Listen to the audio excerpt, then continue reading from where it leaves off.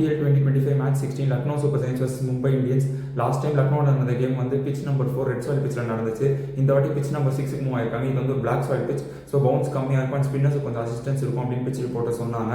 So Hardik Pandya bowling எடுத்தார். லக்னோவுக்கு opener Aiden Markram and Mitchell Marsh சூப்பரான ஒரு ஓப்பனிங் ஸ்டார்ட் கொடுத்தாங்க. And then Ayush Badoni and David Miller middle ஆர்டரில் பார்த்துக்கிட்டாங்க. பவுலிங்கில் ஹர்திக் பாண்டியா ஒரு 5 எடுத்தார். போல்ட் அண்ட் விக்னேஷ் புத்தூர் கொஞ்சம் எக்கனாமிக்கலாக போட்டு ஒரு விக்கெட் எடுத்தாங்க. ஸோ ஒரு 204 டார்கெட்டை சேஸ் பண்ண வந்த மும்பைக்கு ஓப்பனர் சரியாக ஆடல. அதுக்கு காரணம் ஷர்துல் தாக்கூர் அண்ட் ஆகாஷ் தீப் வந்து அந்த லோ பவுன்ஸ் நல்லா யூஸ் பண்ணி பவுன்சர்ஸ் போட்டு விக்கெட் எடுத்தாங்க. சூரியகுமார் ஏதோ கொஞ்சம் ஆடிட்டு இருந்தாங்க.